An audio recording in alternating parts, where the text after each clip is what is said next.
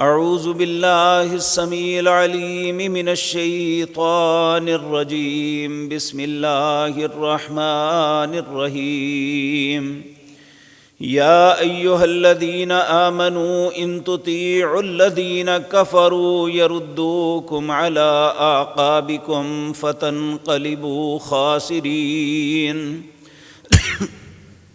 بل اللہ مولاکم وہو خیر الناصرین۔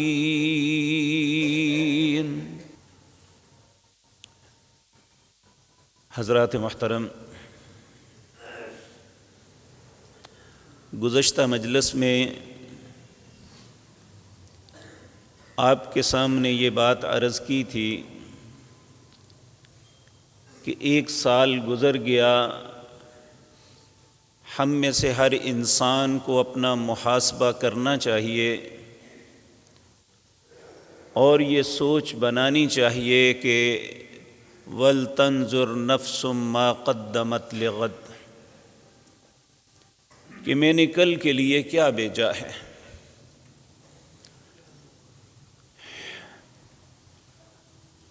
اس میں بے شمار باتیں ایسی تھیں جو میرے اور آپ کے لیے بہت سبق ہے، بہت بڑی بات ہے۔ اللہ رب العزت ہم سب کو اپنا محاسبہ کرنے کی توفیق عطا فرمائے۔ آج کی مجلس میں جو گزارشات کرنی ہے کہ ایک نیا سال طلوع ہوا،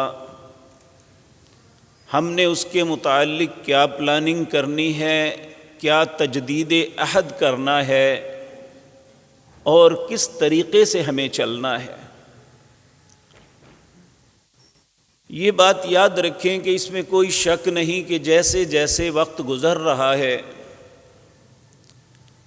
ہم لوگ جو صاحب ایمان ہیں، اسلام کا دم بھرتے ہیں، ہم اللہ اور اس کے رسول کی اطاعت، رسول اللہ کے اسوہ کو اپنے سامنے رکھ کے اپنی زندگی کا تعین کرنے کے بجائے اندھا دھند کفار کی تقلید میں ان کے پیچھے بھاگ رہے ہیں۔ جو وہ چاہتے ہیں، جو وہ کہتے ہیں، جو وہ کرتے ہیں، ہم آنکھیں بند کر کے وہ سب کچھ کر رہے ہیں، جبکہ ہمیں اس بات کا احساس ہونا چاہیے کہ اللہ رب العزت سورۃ آل عمران ہے، اس کی آیت نمبر 149، چوتھا پارہ ہے۔ اللہ رب العزت اہل ایمان کو مخاطب ہو کے بڑے پیار سے سمجھاتے فرما رہے ہیں، یا ایھا الذین آمنوا، اے لوگو جو ایمان لائے ہو، ان تطیعوا الذین کفروا، اگر تم نے کفار کی اطاعت شروع کر دی، جو وہ کرتے ہیں تم نے وہ کرنا شروع کر دیا، جو سوچتے ہیں وہ سوچ اپنی بنا لی، جو عمل کرتے ہیں اپنا عمل اس طرح کا کر لیا، تو اس کا نتیجہ کیا نکلے گا؟ یردوکم علی اعقابکم، تمہیں تمہارے دین سے تمہاری ایڑیوں پہ پھیر دیں گے، تم اپنا دین اپنے آپ سے گنوا بیٹھو گے، تمہارا دین تم سے چھن جائے گا۔ بظاہر اپنے دین کا نام تو لوگے لیکن دین تمہارے پاس نہیں رہے گا۔ یردوکم علی اعقابکم، اگر دین نہ رہا تو یاد رکھو فتنقلبوا خاسرین، پھر خسارے کے علاوہ کچھ نہیں ملے گا۔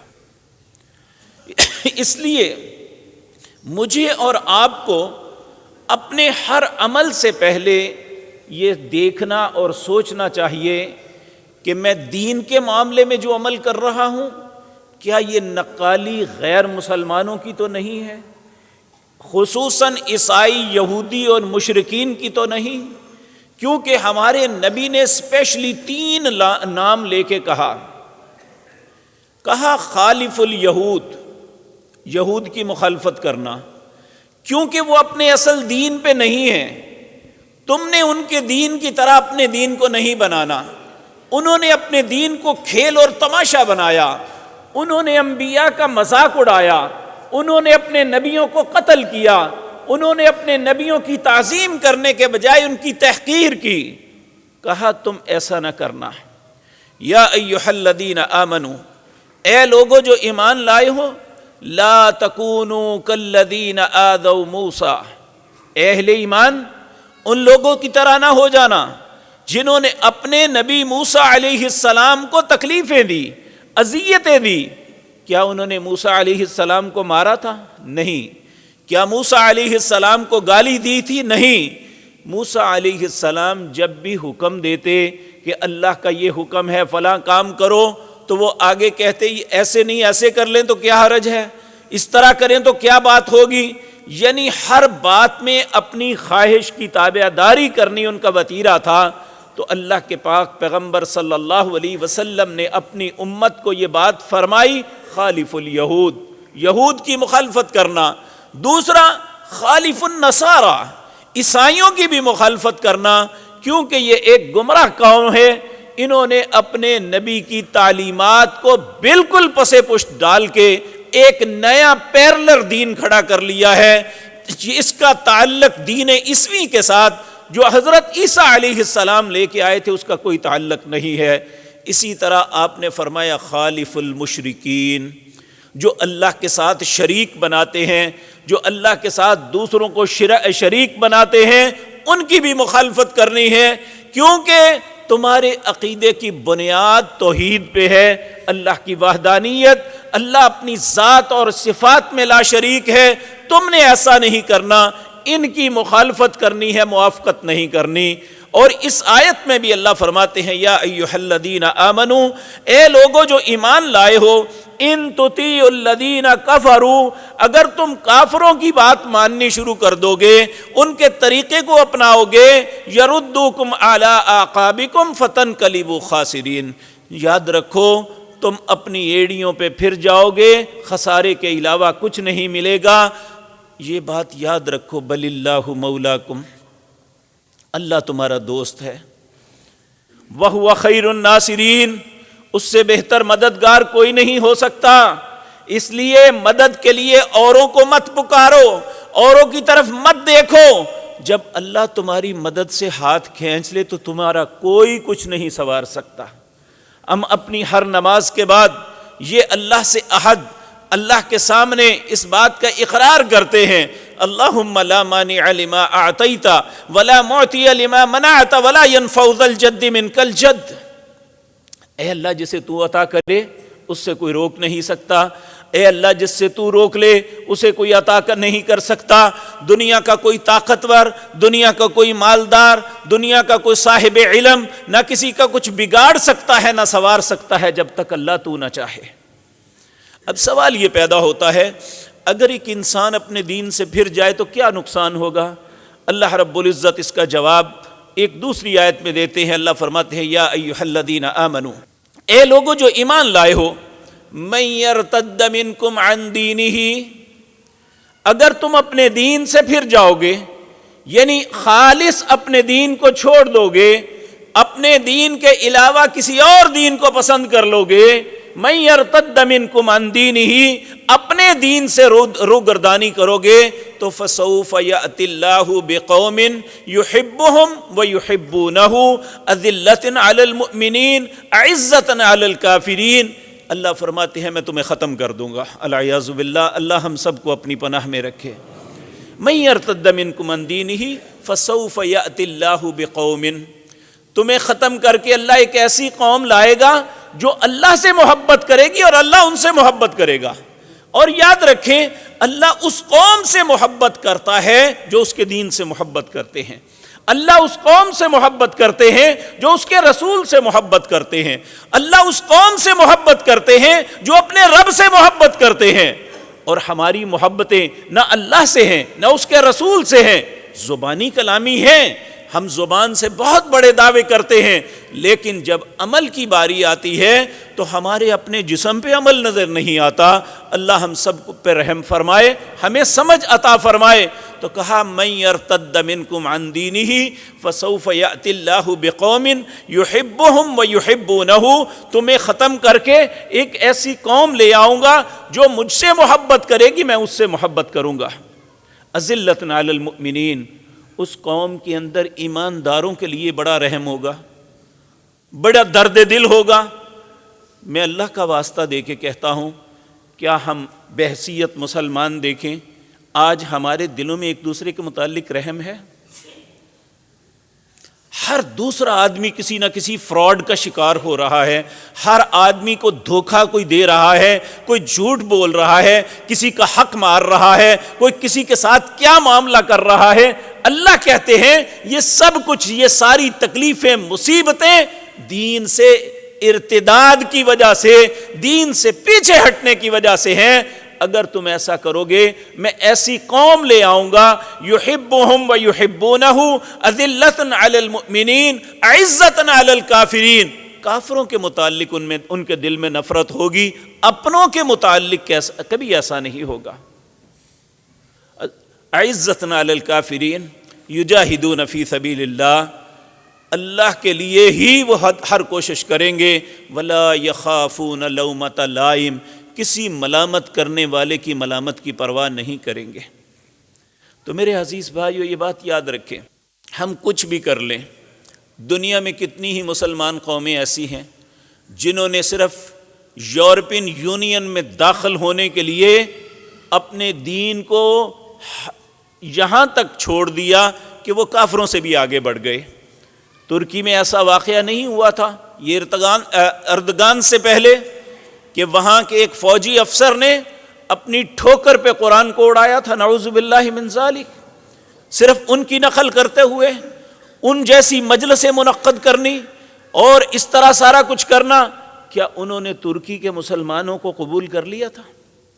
اللہ رب العزت فرماتے ہیں وَلَن تَرْضَىٰ عَنْكَ الْيَهُودُ وَلَا النَّصَارَىٰ، مت سمجھو ان کی نقل کرو گے تو تم پہ راضی ہو جائیں گے، یہ یہود و نصارہ کبھی تم پہ راضی نہیں ہوں گے، حتیٰ تتبع ملتہم، یہاں تک کہ تم اعلان کہو کہ ہم اسلام کے خلاف، ہم کافر ہو گئے، میں عیسائی ہو گیا یا یہودی ہو گیا، شاید پھر راضی ہو جائیں، اس کے علاوہ کسی بات پہ راضی نہیں ہوں گے۔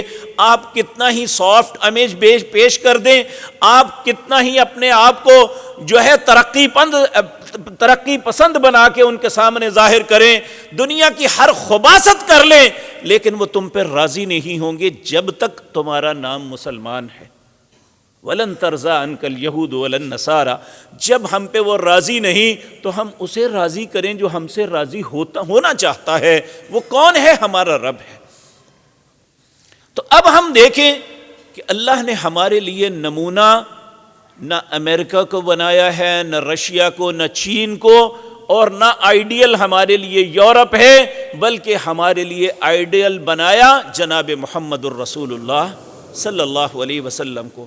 کہا لقد کان لکم فی رسول اللہ اسوۃ حسنہ لمن کان یرجو اللہ والیوم الآخر، جو اللہ سے ملنے کی امید رکھتا ہے، جو آخرت کے دن کو برحق مانتا ہے، اسے کیا چاہیے، کیا کرے؟ لقد کان لکم فی رسول اللہ اسوۃ حسنہ، اس کے لیے رسول اللہ صلی اللہ علیہ وسلم کی ذات مطہرہ بہترین نمونہ ہے۔ میرے عزیز بھائیو، اب دیکھیں کہ نبی کریم صلی اللہ علیہ وسلم اس دنیا کے عارضی ہونے پہ اتنا یقین اور ایمان رکھتے تھے، ہم تو ایک سال بعد جا کے بھی وہ سوچ نہیں سوچتے جو آپ روزانہ سوچتے تھے۔ آپ کے ہر دن کا آغاز کس طرح ہوتا، آپ کس طرح تجدید عہد کرتے، کہ کس طریقے سے اپنے دن کے آغاز کو کرتے، اپنے دن کو کیسے خوبصورت بناتے۔ آج کی مجلس میں یہ بات عرض کرتا ہوں۔ میرے عزیز بھائیو، گزشتہ مجلس میں دو باتیں عرض کی تھی۔ نبی کریم صلی اللہ علیہ وسلم جب اٹھتے، سب سے پہلے تو اللہ کی تعریف کرتے، اور یہ دیکھیں میں بھی اور آپ بھی اپنے دل سے پوچھیں، کیا صبح اٹھتے کبھی مجھے یا آپ کو احساس ہوا ہے کہ اللہ نے مجھے ایک نئی زندگی عطا کر دی ہے؟ میں اس بات پہ اپنے رب کا شکر ادا کروں کہ مجھے ایک دن پھر موقع مل گیا۔ اسی طرح ہم یہ سوچیں کہ اللہ نے ایک موقع ہمیں پھر دے دیا، آئندہ سال میں ہم داخل ہو چکے ہیں اور ہم میں سے کسی کو نہیں پتا کہ یہ سال پورا کر بھی پائیں گے یا نہیں پائیں گے۔ کتنے ہمارے بھائی بہنیں، ہماری مائیں، ہماری عزیزہ، ہماری بیٹیاں بیٹے ایسے تھے جو گزشتہ سال ہمارے سال انہوں نے 7 سال کا آغاز کیا تھا، لیکن آج وہ قبروں میں پڑے ہوئے ہیں۔ اللہ نے اگر ہمیں موقع دیا ہے تو ہمیں اپنے سال کا، اپنے مہینے کا، اپنے ہفتے کا، اپنے دن کا آغاز اس خوبصورت طریقے سے کرنا چاہیے جس طریقے سے ہمارے پیارے نبی جناب محمد الرسول اللہ کرتے تھے۔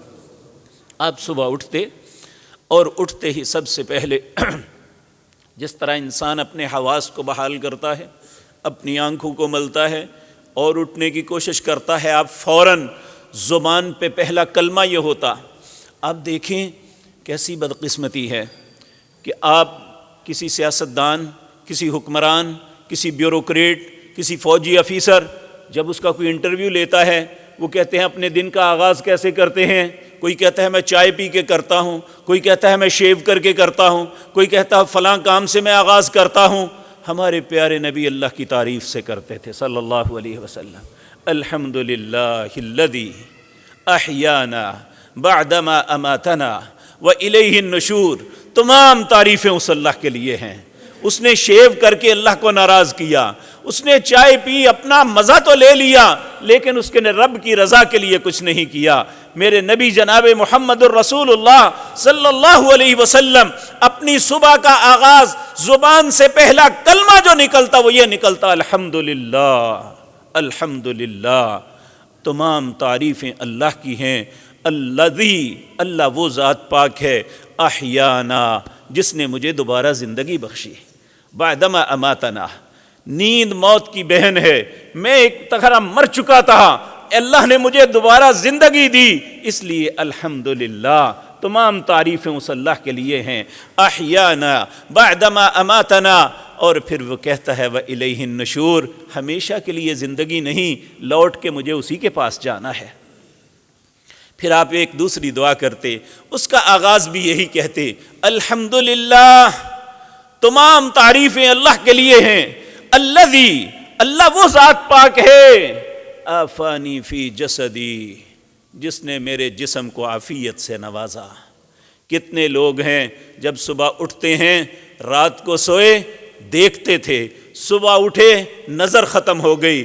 کتنے لوگ ہیں رات کو سوئے سنتے تھے، صبح اٹھے سماعت ختم ہو گئی۔ کتنے لوگ ہیں رات کو بولتے تھے، صبح اٹھے فالج ہوا، زبان بولنے سے قاصر ہو گئی۔ کتنے لوگ ہیں رات کو چلتے تھے، رات کو سوئے صبح اٹھے فالج کی وجہ سے اپاہج ہو گئے۔ اگر اللہ نے دوبارہ صحت اور عافیت سے نوازا ہے تو کیا اس کا حق نہیں بنتا اس کی تعریف کی جائے؟ پیارے نبی صلی اللہ علیہ وسلم کہتے الحمدللہ، تمام تعریفیں اللہ کے لیے ہیں۔ الذی، اللہ وہ ذات پاک ہے، آفانی فی بدنی، جس نے میرے جسد کو، آفانی فی جسدی، جس نے میرے جسم کو عافیت سے نوازا، ورد علی روحی، میری روح کو واپس پلٹا دیا۔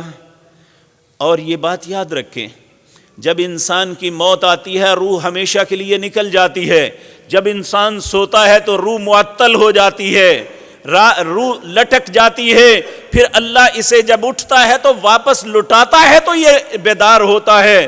ورد علی روحی، اللہ نے میری روح کو واپس پلٹا دیا۔ اور تیسری بات کیا کہتے؟ تعریف اس اللہ کی ہے، وَأَذِنَ لِي بِذِكْرِي، جس نے اپنے ذکر کی مجھے اجازت دے دی۔ یہ کسی بھی انسان کے لیے نعمت سے کم نہیں ہے کہ اللہ اسے اپنے ذکر کی اجازت دے دے، وہ اللہ کے لیے اٹھ پڑے، اللہ کی تعریف کرے۔ اور اگر یہ منہ سے تعریف کے کلمات نکلے ہیں تو یہ اللہ رب العزت کی عنایت کی وجہ سے نکلے ہیں، وگرنہ آپ دیکھ لیں ہم اٹھتے ہیں کسی نہ کسی کام میں، کسی نہ کسی پریشانی میں، ہماری سوچ ہی اور طرف چلی جاتی ہے، نہیں توفیق ملتی۔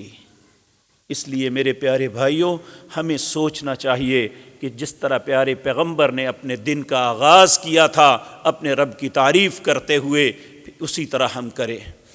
ابھی اور کام نہیں کیا، کسی کام نہیں شروع کیا تو آپ سورۃ آل عمران کی آیات پڑھ کے اپنے آپ کو ایک فکر دیتے، ایک سوچ دیتے، پھر اللہ رب العزت سے اس کے عذابوں سے پناہ طلب کرتے ہیں۔ آپ کیا پڑھتے؟ 10 آیات سورۃ آل عمران کی آیت نمبر 189 سے شروع ہو جائیں۔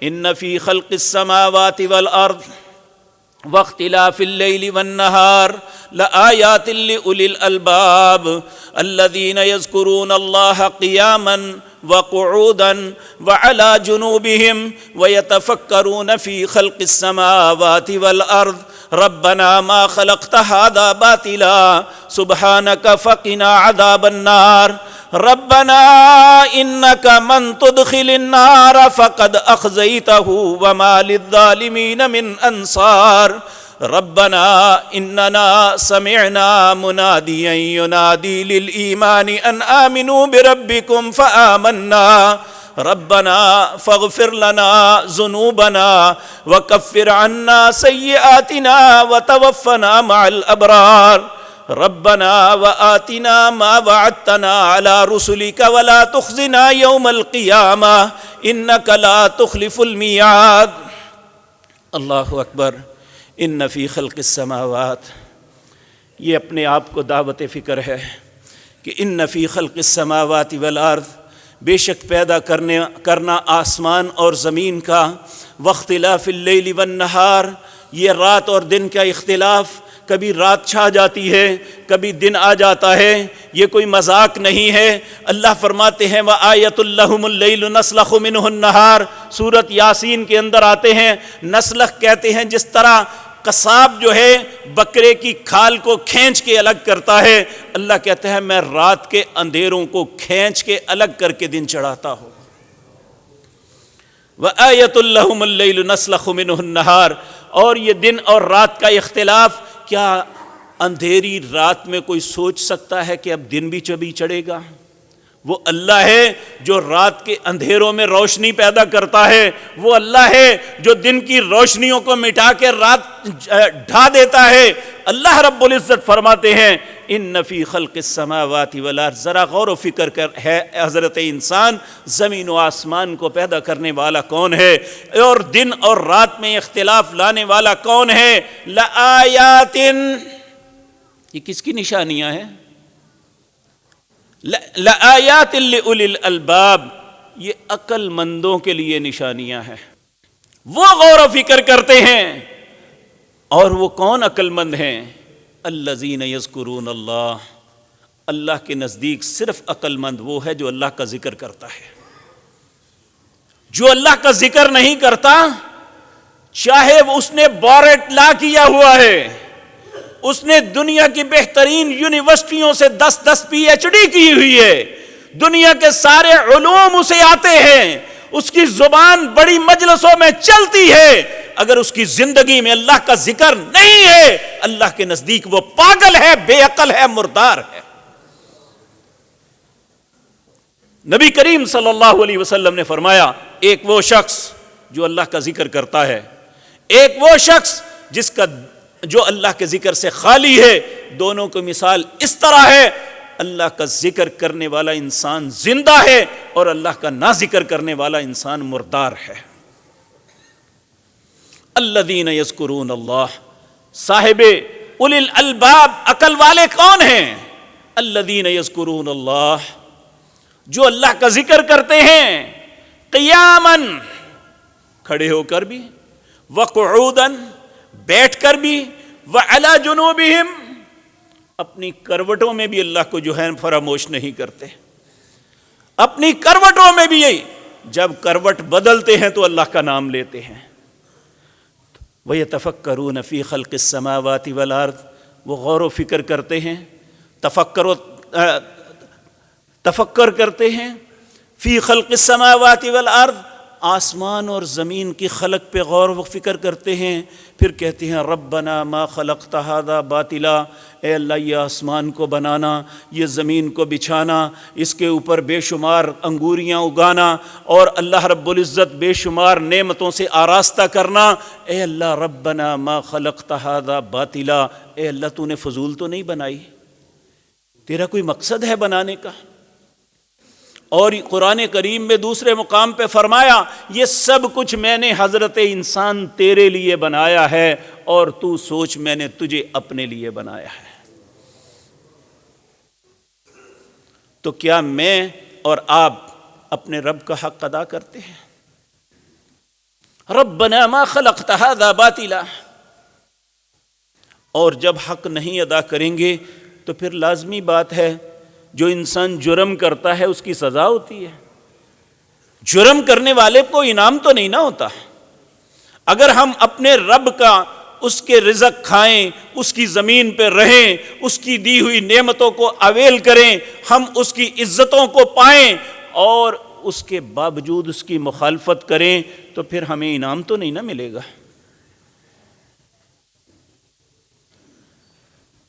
پھر اللہ سے التجا کرتے، اے اللہ تیرا حق تو ادا نہیں کر سکے، اے اللہ تو ناراض نہ ہونا، فقنا عذاب النار، ہمیں آگ کے عذاب سے بچا لینا۔ یہ کائنات کے سب سے بہترین انسان جناب محمد الرسول اللہ صلی اللہ علیہ وسلم اپنے رب کے سامنے منتیں کر رہے ہیں۔ جب آدھی رات سے لوگ سوئے ہوئے ہیں، وہ رات کو اٹھے ہیں اور اٹھتے ہی اللہ کے سامنے کیا کہہ رہے ہیں؟ پہلے اپنی ذات کو سمجھایا کہ غور و فکر کر، زمین و آسمان، دن اور رات کے تغیر و تبدل پہ، اور دنیا میں بے شمار بکھری ہوئی نعمتوں پہ، اور پھر اللہ سے کہتے فقنا عذاب النار، اے اللہ تو مجھے آگ کے عذاب سے بچا لینا، میں ایک بہت کمزور انسان ہوں، اے اللہ تیری ناراضگی تیرے عذابوں کا سبب بنتی ہے، اے مالک و خالق ہم سب کو اپنے عذابوں سے بچا لینا۔ فقنا عذاب النار، ہر صبح کے آغاز میں اللہ کی منت کرتے، ربنا فقنا عذاب النار، اے اللہ سبحانک، پاک صرف تو ہے، اے اللہ میں گناہ گار ہوں، تیری ذات میں کوئی نقص نہیں، میں بے شمار نقائص لیے تیرے حضور کھڑا ہوں، تیری ذات کے اندر کوئی عیب نہیں، میں بے عیب نہیں، اے اللہ تیری ذات پاک اور صاف ہے، اے اللہ میں خطا کار اور گناہ گار ہوں، سبحانک صرف تو پاک ہے، فقنا عذاب النار، اپنے اس گناہ گار کو اپنے آگ کے عذاب سے بچا دینا۔ ربنا انک من تدخل النار فقد اخزیتہ، اے اللہ جسے تو نے آگ میں داخل کیا وہ تو ذلیل و رسوا ہو گیا۔ وما للظالمین من انصار، اے اللہ ظالموں کا تو کوئی مددگار نہیں بنے گا۔ یہ صبح کے آغاز میں رسول اللہ اللہ سے التجائیں کر رہے ہیں۔ میرے بھائیو ہمیں بھی فکر کرنی چاہیے، ہمیں اپنے دن کا، اپنے ہفتے کا، اپنے مہینے اور سال کا آغاز کرتے ہوئے سوچنا چاہیے کہ میں کس طرف بڑھ رہا ہوں، اور جس طرف بڑھ رہا ہوں اس کا انجام کیا ہوگا۔ اللہ رب العزت سے اس کے عذابوں سے پناہ مانگنی چاہیے۔ کہا وما للظالمین من انصار، پھر اللہ کو یقین دلاتے ہیں، ربنا، اے میرے رب، اننا سمعنا منادیا ینادی للایمان ان آمنوا بربکم، اے میرے اللہ تیرے ایک منادی کرنے والے نے ندا دی کہ اپنے رب پہ ایمان لے آؤ۔ فآمنا، اے اللہ میں ایمان لے آیا، اے اللہ میں تیرے سامنے اقرار کرتا ہوں جو تو کہے گا مانوں گا۔ آمنا، اے اللہ میں تجھے یقین دلاتا ہوں کہ میں تجھ پہ ایمان لے آیا، اس لیے میرے مالک میری زندگی میں خطائیں بڑی ہیں، ربنا فاغفر لنا ذنوبنا وکفر عنا سیئاتنا وتوفنا مع الابرار، اے اللہ میرے گناہوں کو بخش دینا، وکفر عنا سیئاتنا، میری خطاؤں سے درگزر فرما دینا، وتوفنا مع الابرار، اے اللہ جب موت دینا تو نیک لوگوں کے ساتھ شامل فرما دینا۔ اب ایک وعدہ انسان اپنے رب سے کر رہا ہے، وہ کیا کہ اے اللہ ایک منادی کرنے والے نے ندا دی کہ اپنے رب پہ ایمان لے آؤ، اے اللہ میں ایمان لے آیا، اب تو مجھے معاف کر دینا۔ تو اللہ ربنا وآتنا ما وعدتنا علی رسلک، اے اللہ تو نے اپنے رسولوں سے وعدہ کیا ہے کہ میں اہل ایمان کو ولا تخزنا یوم القیامہ، قیامت کے دن رسوا نہیں کروں گا، اے اللہ میں ایمان لے آیا، اب قیامت کے دن مجھے رسوا نہ کرنا، انک لا تخلف المیعاد، اے اللہ تو اپنے وعدوں کے خلاف نہیں کرتا۔ تو میرے بھائیوں، اللہ اپنے وعدوں کے خلاف نہیں کرتا، لیکن کیا ہم اپنے وعدے کی پاسداری کر رہے ہیں؟ سوچنے والی بات یہ ہے، میں ہوں یا آپ ہیں، کیا ہم نے جو وعدہ کیا کہ ربنا اننا سمعنا منادیا ینادی للایمان ان آمنوا بربکم فآمنا، ہمیں بھی ایک منادی کرنے والے نے ندا دی، اس منادی کرنے والے کا نام جناب محمد الرسول اللہ ہے صلی اللہ علیہ وسلم۔ انہوں نے کہا ان آمنوا بربکم، لوگوں اپنے رب پہ ایمان لے آؤ، اپنے رب کی بات مان لو۔ ہم نے یہ اقرار کیا، ہم پہ کسی نے زور زبردستی نہیں کی، اپنی مرضی سے، اپنے اختیار سے، بقائمی ہوش و حواس، آمنا، ہم سب نے اقرار کیا، اب ہمیں اپنے وعدے کی پاسداری کرنی ہے۔ میرے بھائیو، لیکن اللہ رب العزت فرماتے ہیں کہ اکثر لوگ اپنے وعدے کی پاسداری نہیں کرتے، جبکہ حقیقت یہ ہے الم تر ان اللہ یسجد لہ من فی السماوات، کیا تمہیں احساس نہیں اس بات کا کہ آسمان پہ جتنی مخلوقات ہیں فرشتوں کی، سب اللہ کو سجدہ کرتے ہیں؟ نبی کریم صلی اللہ علیہ وسلم نے فرمایا، آپ دیکھیں ہم میں سے کوئی انسان اس زمین کے کناروں تک نہیں پہنچا، آسمان کے کنارے تو بہت بڑے ہیں، یہ زمین جیسے کھربوں سیارے ہیں جو اس آسمان کے تلے اس سکائی کے اندر تیر رہے ہیں۔ آسمان اتنی بڑی مخلوق ہے، نبی کریم صلی اللہ علیہ وسلم نے فرمایا 4 انگلیوں سے زیادہ جگہ ایسی آسمان پہ نہیں ہے جہاں کوئی فرشتہ قیام، رکوع یا سجدے میں نہ پڑا ہوا۔ آپ نے فرمایا میں نے اپنی آنکھوں سے دیکھا۔ اگر رسول اللہ سچے ہیں، اور یقیناً سچے ہیں، یقیناً سچے ہیں، ہم سب جھوٹے ہو سکتے ہیں، اللہ کے پاک پیغمبر صلی اللہ علیہ وسلم سچے ہیں۔ آپ نے اپنی آنکھوں سے دیکھا کہ آسمان کے اوپر اللہ کی اتنی عظیم مخلوق، ایک ایک فرشتہ کسی کے 2 پر، کسی کے 3 پر، کسی کے 4، سورۃ فاتر پڑھ کے دیکھیں، جبریل کے 600 پر۔ اور جب نبی کریم نے جب انہیں 2 دفعہ اپنی اصلی حالت میں دیکھا، آپ اسے دیکھ کے ہی گھبرا گئے، اتنی عظیم مخلوق ہے اللہ کی۔ اور یہ ساری مخلوقات لا یعصون اللہ ما امرہم، کسی میں جرت نہیں ہے کہ اللہ کی معصیت کریں۔ وَيَفْعَلُونَ مَا يُؤْمَرُونَ، جو اللہ کا حکم ہوتا ہے اس کے مطابق کرتے ہیں۔ أَلَمْ تَرَ أَنَّ اللَّهَ يَسْجُدُ لَهُ مَنْ فِي السَّمَاوَاتِ، کیا احساس نہیں حضرت انسان کہ آسمان پہ ساری اللہ کی مخلوق اللہ کو سجدہ کرتی ہیں؟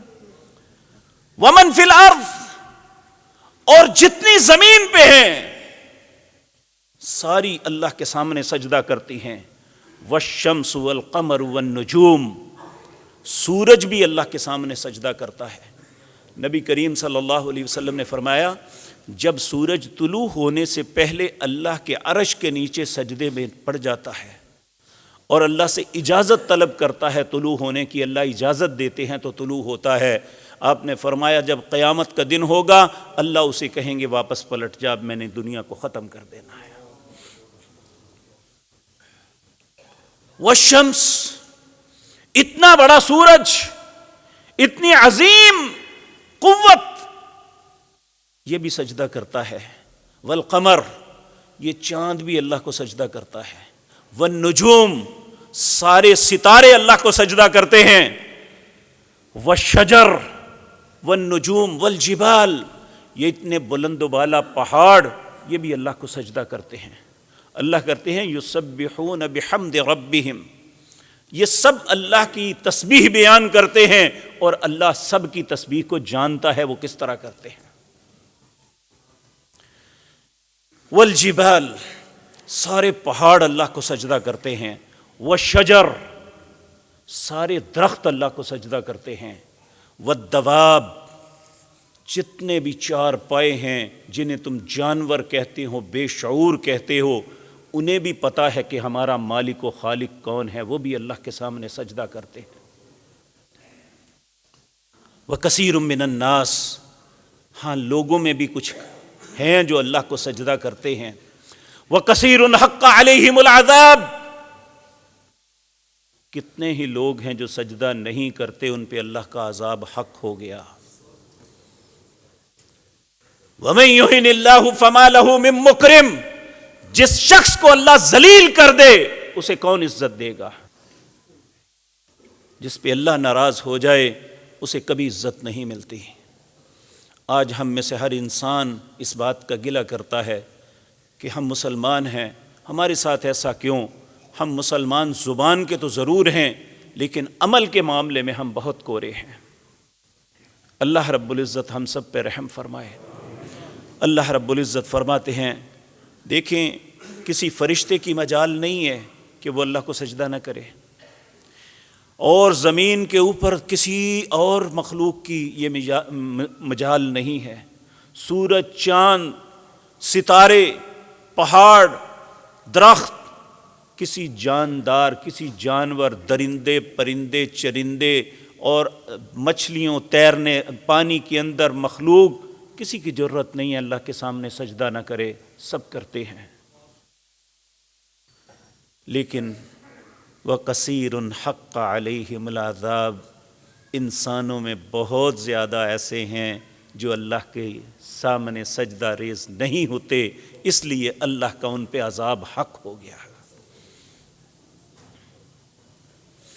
مجھے اور آپ کو سوچنا چاہیے میرے بھائیوں، اس میں کوئی شک نہیں، اب دنیا کمائیں، آپ کو حق ہے، لیکن دنیا بھی تب ملے گی جب ہمارا مالک ہم پہ راضی ہوگا۔ سورۃ طٰہٰ ہے، 16واں پارہ ہے، اس کی آیت نمبر 124، اللہ رب العزت فرماتے ہیں، وَمَنْ أَعْرَضَ عَنْ ذِكْرِي، جو شخص ہمارے ذکر سے اعراض کرے گا میں اس کے ساتھ کیا کروں گا؟ فَإِنَّ لَهُ مَعِيشَةً ضَنْكَ۔ اب آپ یہ بات یہ کہیں گے کہ لو جی کافروں کے پاس کیوں ہیں؟ یہ ان کی بات ہو رہی ہے جنہوں نے اپنے رب کے ساتھ اپنی خوشی سے ایگریمنٹ کیا تھا۔ ایک شخص ایگریمنٹ میں شامل ہی نہیں ہے، اس کی زندگی، اس کا جینا، اس کو مرنا، اللہ کو اس سے کوئی غرض نہیں ہے۔ بلکہ اللہ نے فرمایا کہ اگر میں نے انہیں بہت کچھ دیا ہے نا، وَلَا تَمُدَّنَّ عَيْنَيْكَ إِلَىٰ مَا مَتَّعْنَا بِهِ أَزْوَاجًا مِّنْهُمْ زَهْرَةَ الْحَيَاةِ الدُّنْيَا، اے میرے نبی آنکھ بھر کے بھی ان کی طرف نہ دیکھنا کہ اگر ان کے پاس مال و دولت بڑا ہے، ان کی بلڈنگز بڑی اونچی ہیں، ان کے پاس ٹیکنالوجی بڑی ہے، ان کے پاس اولادیں، مال و دولت سب کچھ بڑا ہے، وَلَا تَمُدَّنَّ عَيْنَيْكَ إِلَىٰ مَا مَتَّعْنَا بِهِ أَزْوَاجًا مِّنْهُمْ زَهْرَةَ الْحَيَاةِ الدُّنْيَا لِنَفْتِنَهُمْ فِيهِ، یہ تو صرف میں نے انہیں آزمانے کے لیے، فتنے میں مبتلا کرنے کے لیے دیا ہے۔ وَرِزْقُ رَبِّكَ خَيْرٌ وَأَبْقَىٰ، اصل رزق تیرے رب کے پاس ہے اور وہی باقی رہنے والا اور بہتر ہے۔ تو اگر ہم اللہ کے ذکر سے اعراض کریں گے، نہیں لاپرواہی برتیں گے، کیا ہو جائے گا جی؟ کچھ نہیں ہے۔ وَمَنْ أَعْرَضَ عَنْ ذِكْرِي فَإِنَّ لَهُ مَعِيشَةً ضَنْكَ، اللہ اس کے جواب میں دنیا کے اندر اس کی معیشت ان پہ تنگ کر دیں گے۔ آپ دیکھیں آج سے 10-20 سال 30 سال پیچھے چلے جائیں، ہمارے پاس پیسے کی فراوانی اتنی نہیں تھی، لیکن ہمارے آبا کی زندگیوں میں سکون بڑا تھا۔ آج پیسے کی فراوانی ہے لیکن زندگی میں سکون نہیں ہے۔ جتنا زیادہ پراپرٹیز، جتنی زیادہ یہ اثاثے آتے جاتے ہیں، پریشانیوں میں اضافہ ہوتا جاتا ہے۔ کیوں ہوتا ہے؟ اس لیے کہ ہم نے اپنے رب کے ذکر سے اعراض کیا، کمائی کے معاملے میں نہیں دیکھا کہ یہ آنا چاہیے تھا یا نہیں۔ وَمَنْ أَعْرَضَ عَنْ ذِكْرِي فَإِنَّ لَهُ مَعِيشَةً ضَنْكَ، یہیں پہ ختم نہیں ہوگا۔ وَنَحْشُرُهُ يَوْمَ الْقِيَامَةِ أَعْمَىٰ، جب قیامت کے دن اللہ کی بارگاہ میں پیش ہوگا تو اللہ اندھا کر کے اٹھائے گا۔ نماز نہ پڑھنا، اللہ کا ذکر نہ کرنا، اللہ کے احکامات کو فراموش کرنا آج ہمیں بڑا خوشکن لگتا ہے، لیکن اس کا انجام بہت خوفناک ہے۔ وَنَحْشُرُهُ يَوْمَ الْقِيَامَةِ أَعْمَى، پھر انسان اللہ سے کہے گا رب لما حشرتنی اعمیٰ وقد كنت بصیرا۔ یہ سورۃ طٰہٰ ہے، 16واں پارہ، اس کی آخری رکوع ہے۔ اپنے گھروں میں ضرور اٹھا کے دیکھنا، کیا میں اپنے پاس سے تو بات نہیں کر رہا؟ اگر یہ اللہ کی بات ہے تو مجھے اور آپ کو غور کرنا چاہیے، سوچنا چاہیے۔ اللہ رب العزت فرماتے ہیں یہ مجھے کہے گا رب لما حشرتنی اعمیٰ، اے اللہ مجھے اندھا کیوں کر کے اٹھایا؟ وقد كنت بصیرا، جب کہ میں دیکھنے والا تھا، میں بینا تھا۔ قال، اللہ رب العزت فرمائیں گے کذالک اتتک آیاتنا فنسیتہا، تیرے پاس میری آیتیں آئی تھی، تو نے انہیں بلا دیا۔ فنسیتہا، کسی کو کوئی یاد نہیں رہا کہ اللہ کا حکم کیا ہے۔ وَكَذَلِكَ الْيَوْمَ تُنْسَىٰ، آج کے دن میں نے تمہیں بلا دیا ہے۔ وَكَذَلِكَ نَجْزِي مَنْ أَسْرَفَ، اسی طرح اللہ بدلہ دے گا جو شخص حد سے بڑھتا ہے۔ وَلَمْ يُؤْمِن بِآيَاتِ رَبِّهِ، اور اپنے رب کی آیات کی پرواہ نہیں کرتا، اس پہ ایمان نہیں رکھتا۔ وَلَعَذَابُ الْآخِرَةِ أَشَدُّ وَأَبْقَىٰ، آخرت کا عذاب سخت بھی بڑا ہے اور ہمیشہ باقی رہنے والا ہے۔ اللہ اکبر۔ آگے جا کے اللہ فرماتے ہیں وَلَوْلَا كَلِمَةٌ سَبَقَتْ مِن رَّبِّكَ لَكَانَ لِزَامًا وَأَجَلًا مُّسَمًّى، اگر میرا کلمہ یہ سبقت نہ کر گیا ہوتا کہ میں ہر انسان کو ایک خاص مدت تک مہلت دوں گا، تو جو انسان کرتا ہے لَكَانَ لِزَامًا وَأَجَلًا مُّسَمًّى، میں ایک لمحے میں ان کا فیصلہ کر دیتا کہ کس طرح میری کوئی مخالفت کرتا ہے۔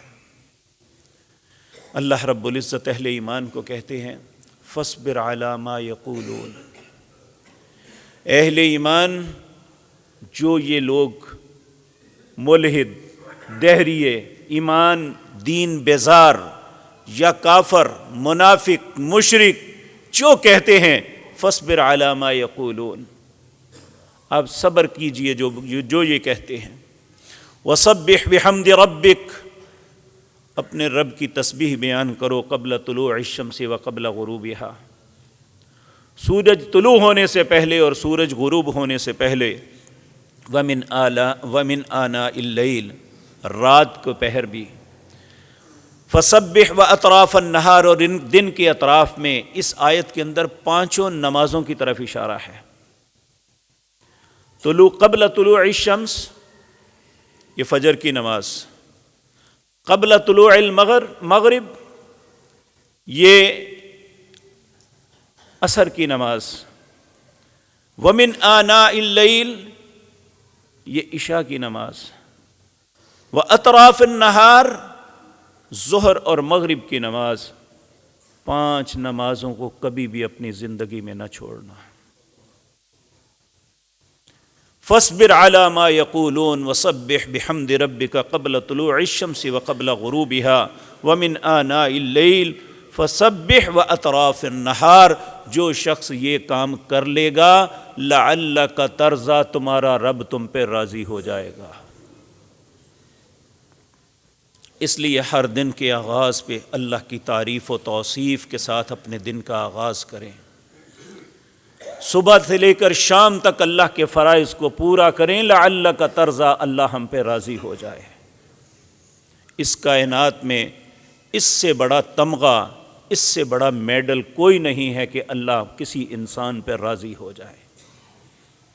اور اللہ نے اپنی رضا کا نسخہ بتا دیا، لکھ کے دے دیا۔ فاصبر علی ما یقولون، ان کی باتوں پہ مت جاؤ، یہ کیا کہتے ہیں. وسبح بحمد ربک، اپنے رب کی تسبیح پہ لگو. اطراف النہار قبل طلوع الشمس وقبل غروبها ومن آناء الليل فسبح واطراف النہار لعلک ترضی. پھر اللہ فرماتے ہیں ولا تمدن عینیک الی ما متعنا به ازواجا منهم زہرۃ الحیات الدنیا، جن کو میں نے دنیا کی زیب و زینت دی ہے، اہل ایمان ایک نظر بھر کے بھی اس طرف نہ دیکھنا.